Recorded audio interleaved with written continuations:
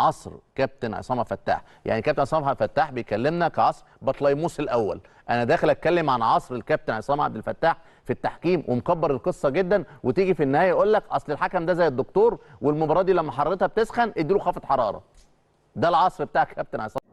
السلام عليكم ورحمه الله وبركاته. معكم محمد منير من قناه كوره اونلاين. النهارده يا جماعه جايبين فيديو عصام فتاح مع ابراهيم فايق، وهم بيتكلموا عن التحكيم وبيتكلم عن فتره الحكام الاجانب، الفتره بتاعت الاولى والفتره الثانيه كلاتنبرج، والفتره الثانيه اللي ما اعرفش اسمه ايه، فريرا ولا بريرا الاجنبي الثاني.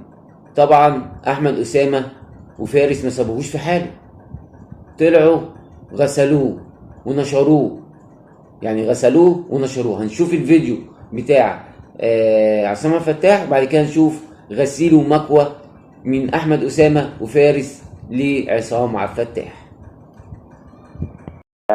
بدايه من ماتش كلاتنبرج احنا نزلنا كتير قوي تحكيم مصر.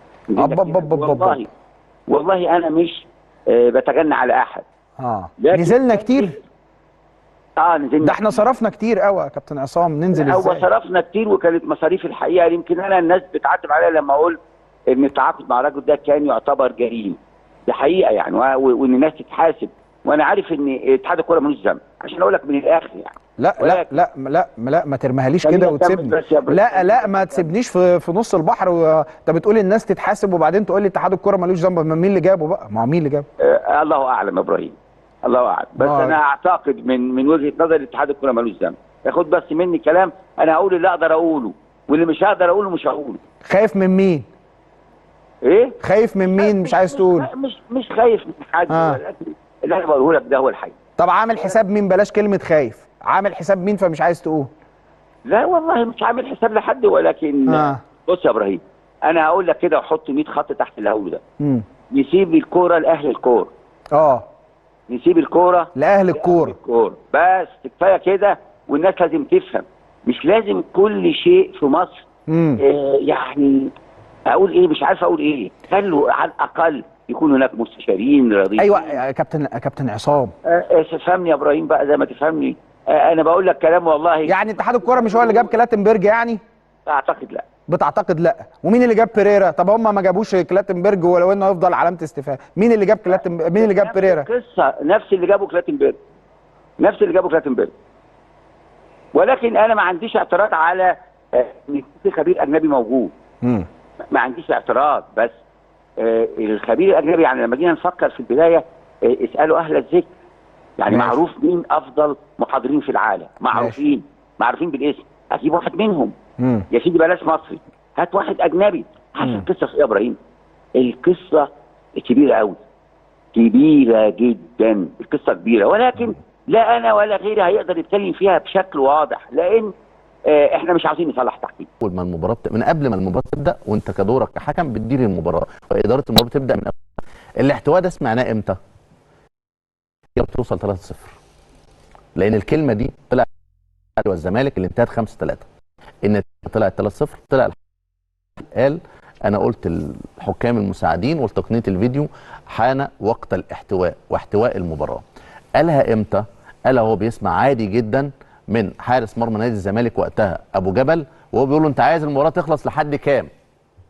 ده نوع من انواع التشكيك في نزاهه الحكم. التشكيك في نزاهه الحكم في القانون ايه؟ المفترض الحكم يطلع الكارت الاحمر. طب الحكم ما طلعش الكارت الاحمر، ده ما اسموش احتواء. ده ما اسموش احتواء، ده اسمه مساعده المنافس على الاساءه للحكم. عشان كده لما اتكررت في مباراه ثانيه مع لاعب من الدرجه الثانيه وحارس من الدرجه الثانيه في مسابقه كاس مصر، وطلعت صوت وصوره على التلفزيون والحكم المساعد سمعها وهو برضه بيقول له عايز المباراه تخلص كام؟ ما حدش يقدر يحاسب الحكم. ليه؟ لان هو ده اللي استفدناه من عصر كابتن عصام فتاح. يعني كابتن عصام فتاح بيكلمنا كعصر بطليموس الاول. انا داخل اتكلم عن عصر الكابتن عصام عبد الفتاح في التحكيم ومكبر القصه جدا، وتيجي في النهايه يقول لك اصل الحكم ده زي الدكتور والمباراه دي لما حرارتها بتسخن اديله خافض حراره. ده العصر بتاع كابتن عصام عبد الفتاح. يعني كميه تصريحات لازم نقف عندها الحقيقه، ومش لازم احنا بس نقف عندها، لازم صناع الكوميديا في مصر يقفوا عندها. يا جماعه في موهبه انتوا لازم تاخدوا بالكم منها. في موهبه تلقائيه، في ارتجال بيحصل على المسرح بتصريحات وجديده. وافيهات جديده. يعني لازم صناع السينما صدقوني هتريحوا كره القدم المصريه بشكل كبير جدا. يعني اتعبوا انتوا شويه، بس احنا عايزين نرتاح يا جماعه في كره القدم الحقيقه. خلونا نطلع نشوف تصريحات تانية من عصر الكابتن عصام عبد الفتاح التحكيمي. كتير الحقيقه الموضوع ده وليه بقى هتكلم بكل صراحه. الناس اللي ما معهاش رخصه فار ما ينفعش انها تحاضر، ما تنفعش انها تقلل تحت الفار. تمام. القصه في ايه؟ ان البعض الحقيقه لان الفار ده يعني بقى علم دلوقتي، والبروتوكول بقى ليه مفاهيم كتيره، وفي تغييرات في البروتوكول بشكل كبير، زي ما موجود في القانون السبيريت اوف ذا جيم، روح القانون موجود في البروتوكول، روح البروتوكول. فالناس لازم تعمل ابديت. انا ما بقولش ده صح وده غلط. هنا الهدف غير صحيح بتطبيق القانون. تمام. واحده معلش يا كابتن عشان نتعلم بس واحده. حضرتك دلوقتي بتقول الكره دلوقتي رامي لما جه حطها ما ثبتهاش. ايوه هنا ما ثبتهاش. هنا طبعا ده ضد القانون مليون في المية. تمام. ده ضد القانون ان الفار يتدخل ويرجع الحكم. قانوني في اي هدف في روح البروتوكول. عاوز اقول لك حاجه مهمه يا سيف، ما ينفعش انا ابقى مهندس وقياده، يعني لازم يبقى معايا رخصه الفار عشان اقدر احلل صح واتكلم صح.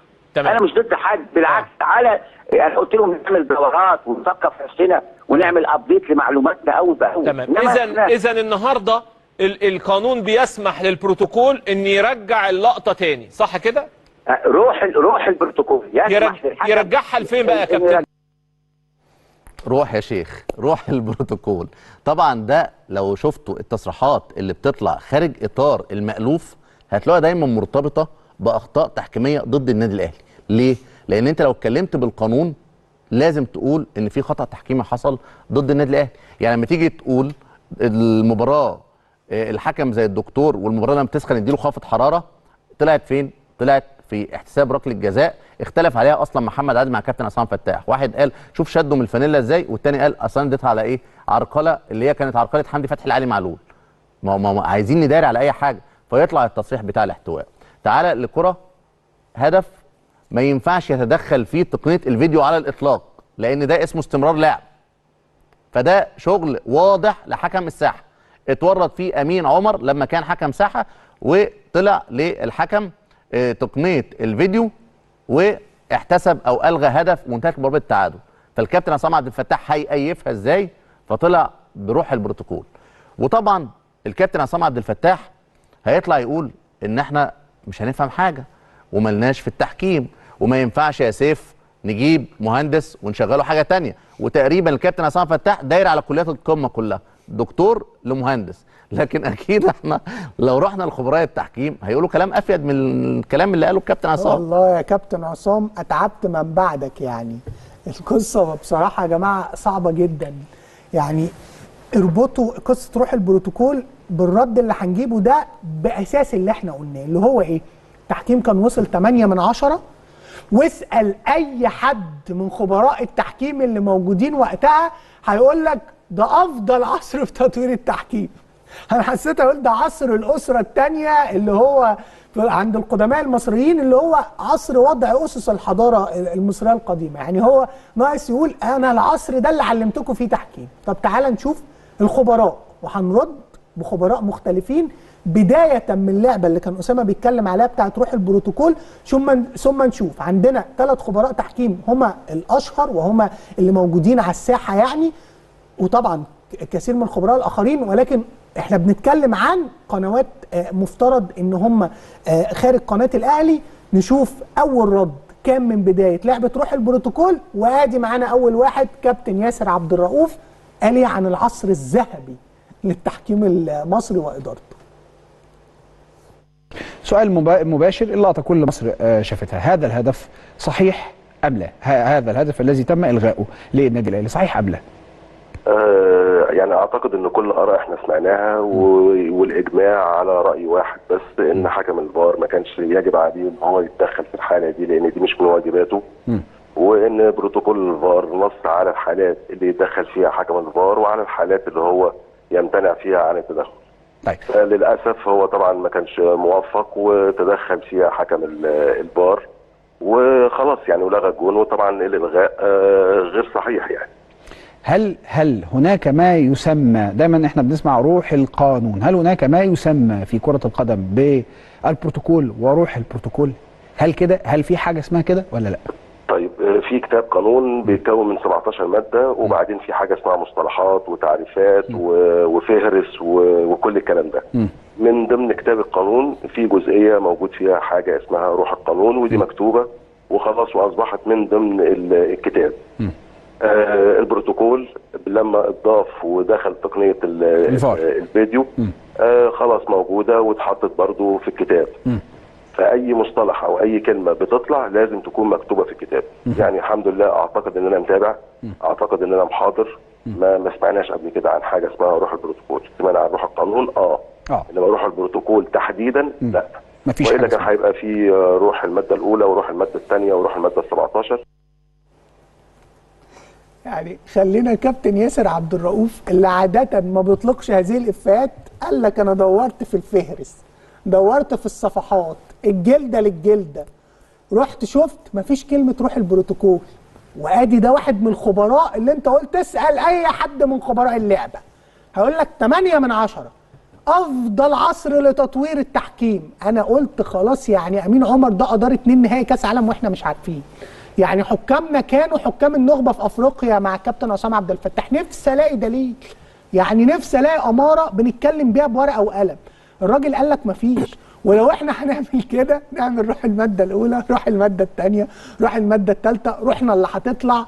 يعني يا جماعة والله العظيم الكلام ده مهم جدا عشان ما حدش يغير الأحداث اللي كلنا عشناها ويخلينا ننساها، لأن دايما التصريحات دي بتعتمد على ذاكرة الناس. وبعد يا جماعة ما رجعنا من الفيديو بتاع عصام عبد الفتاح وهو بيتكلم مع إبراهيم فايق وأحمد أسامة وفارس، غسلوا طبعا زي ما سمعنا وشفنا، غسلوه. التحكيم والاحتواء، في حاجه اسمها احتواء. يعني ايه احتواء؟ يعني ايه روح القانون وروح البروتوكول؟ حاجات هو بيخترعها. ومصيبه جابوا له حكام يناقضوا كلامه، حكام يعني حكام من عنده هم، يعني من قناه الزمالك، عشان هو بيحب الزمالك شويه، مش شويه، شويتين 3.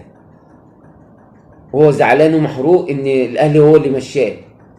بس مشاه ازاي؟ هم قالوا له اعمل استقاله، فعمل استقاله ومشي.